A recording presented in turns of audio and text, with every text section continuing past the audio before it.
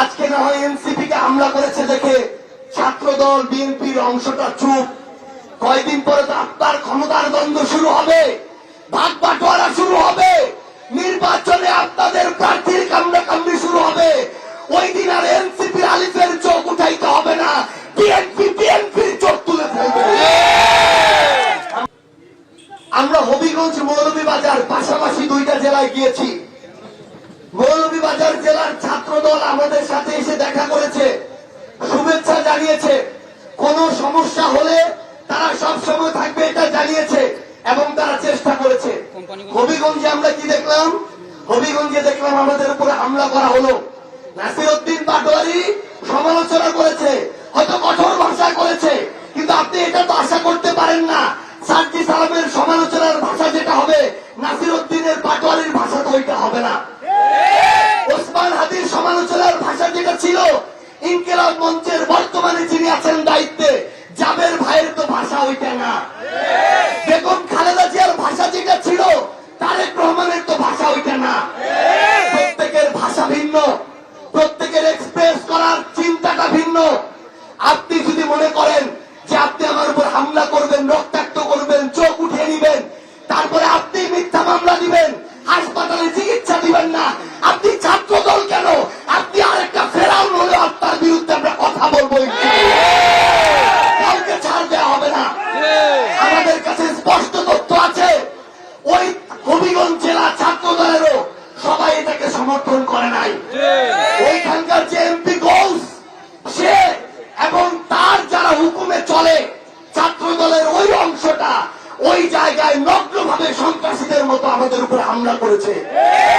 এখন একটা জিনিস চিন্তা করেন, আজকে না হয় এনসিপি কে হামলা করেছে দেখে ছাত্রদল বিএনপির অংশটা চুপ। কয়দিন পরে তো আপনার ক্ষমতার দ্বন্দ্ব শুরু হবে, ভাগ বাটোয়ারা শুরু হবে, নির্বাচনে আপনাদের প্রার্থীর কামড়াকামড়ি শুরু হবে। ওই দিন আর এনসিপি আলিফের চোখ উঠাইতে হবে না, বিএনপির চোখ তুলে ফেলবে। আমরা ওই দিনটা দেখতে চাই না, এই জন্য আমরা কথা বলবো। আমরা শুধু আপনাদের একটা কথা বলি, জুলাই যদি শেষ হয়ে যাইতো, একটা অভ্যুত্থানে 1400 মানুষের জীবন দেওয়ার পর কোনদিন ওসমান হাদিকে জীবন দিতে হইতো না। এখনো অনেক মানুষ আছে যারা সংসদে এমপি মন্ত্রী, তাদের মধ্যে ওই পুরনো বীজ আছে, যেই বীজ তাকে প্রতিনিয়ত স্বৈরাচার হওয়ার জন্য সর্বোচ্চ প্রণোদনা দেয় এবং সে সুযোগ পাইলে আরেকটা স্বৈরাচার হয়ে উঠবে। আমরা শুধু আপনাদেরকে একটা জিনিস বলে যাই, বিএনপি সরকার প্রতিষ্ঠানগুলোকে দলীয়করণ করছে। এখন আমার অনেক বিএনপির ভাই এটাতে চুপ, কিন্তু একটা জিনিস চিন্তা করেন, আজকে ডিসি অফিসে ধরেন 10 জন সরকারি নিয়োগ হবে। আপনি কোম্পানিগঞ্জ ইউনিয়ন বিএনপির সভাপতি ভেবে নিয়েছেন, ওইখানে তো জেলা পরিষদের প্রশাসক বিএনপির, আমি বিএনপির সভাপতি, আমি চুপ করে থাকি। কিন্তু যেদিন 10 জন নিয়োগটা হবে, আপনার মেধাবী সন্তান মেধার বিনিময়ে যে সেখানে টিকে যাওয়ার কথা, আপনি দেখবেন ওই অযোগ্য জেলা পরিষদের প্রশাসক সে টাকা খেয়ে ওইখানে অযোগ্যদের নিয়োগ দিয়ে দিয়েছে। আপনি ইউনিয়ন বিএনপির সভাপতি, আপনার মেধাবী সন্তান চাকরি না পেয়ে ঘরে এসে কান্না শুরু করেছে। যদি সিস্টেমটা নষ্ট হয়ে যায়, কেউ ছাড় পাবেন না। আওয়ামী লীগের যদি 100টা লোক ছিল, নৌকায় ভোট দিয়েছে, অপরাধ করে না, এরকম 2, 4, 5টা লোক তো ছিল। কেউ কি এবার রেহাই কেউ পেয়েছে? কেউ রেহাই পায় নাই। লজ্জায় মুখ দেখাইতে পারবেন না। এই বাংলাদেশের রাজনীতি করার অধিকার আপনাদেরই ধ্বংস হবে। মানুষের সামনে বলতে পারবেন না যে আপনি এই দল করতেন, আপনার সন্তান কোনদিন আপনাদের পরিচয় দিবে না। আমরা শুধু আপনাদেরকে একটা জিনিস বলি, প্রত্যেকটা সমালোচনা যৌক্তিক ভাবে আমরা ততক্ষণ করব যতক্ষণ না এটা ঠিক হয়। এতে আপনি কারো চোখ তুলে নিলেন, কারো বিরুদ্ধে মিথ্যা মামলা দিলেন, কাউকে রক্তাক্ত করলেন, কাউকে রড দিয়ে পিটাইলেন, কারো মুখ বন্ধ করতে বললেন, আমাদের কিচ্ছু আসে যায় না।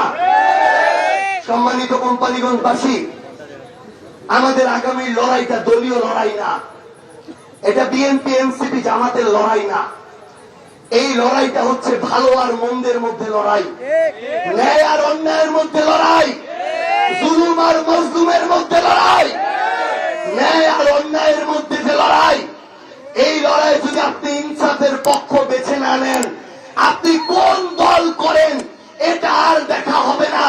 একদিন না একদিন আপনি নিজেই নিজের পায়ে যে কুড়াল মারছেন, এটার জন্য আপনাকে ওই খারাপ সময়ে পতিত হতেই হবে ইনশাআল্লাহ। আমরা পরিশেষে আজকে দিয়ে আসলে আমাদের জুলাই পদযাত্রা শেষ, এরপরে আজকে আরো 2টা প্রোগ্রাম আছে। আমরা বিএনপিকে শুধু একটা আহ্বান জানাই, এখন আমরা বিএনপিতে এই পদযাত্রায় 30টা জেলা ঘুরে দেখেছি, এমন অনেক এমপি আছে যে বিএনপির এমপি না, বেগম খালেদা জিয়া তারেক জিয়ার এমপি না, মেজর জিয়া ধানের শীষের এমপি না, ও হইল নিজের আখের গুছানোর এমপি, ও হইল লুটপাট করার এমপি, ও হইল অর্থ পাচার করে কানাডায় শত শত বাড়ি করার এমপি। এই ধরনের লুটেরা মাফিয়াদের থেকে তারেক রহমান যদি বিএনপিকে বাঁচাইতে না পারে, তারেক রহমান যদি শেল্টার দেয়, আমরা তারেক রহমানকে এইটুকু বলে রাখি, আপনি প্রধানমন্ত্রী হন, দলীয় প্রধান হন, আপনার বিরুদ্ধে কথা বলতেও আমরা এক চুল ছাড় দিব না।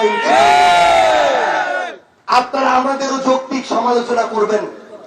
আমরা অনেকে আপনাদের সন্তানের বয়সী, অনেকে ভাইয়ের বয়সী, আমরা ভুল করতে করতে শিখছি, যৌক্তিক সমালোচনা করবেন, ভুল ধরিয়ে দিবেন, আমরা সেগুলো সংশোধন করে সামনের দিকে এগিয়ে যাব। কিন্তু মনে রাখবেন, কেউ যদি মনে করেন আমাদের মুখকে আপনি রড দিয়ে বন্ধ করবেন, রক্তাক্ত করে বন্ধ করবেন, তাহলে আওয়ামী লীগের ওই পূর্ব সময়, বিগত 16-17 বছরের সময়ের কথা মনে রাখবেন। শুধু একটা লাইন বলে শেষ করব, পাপ কিন্তু বাপকেও ছাড়ে না।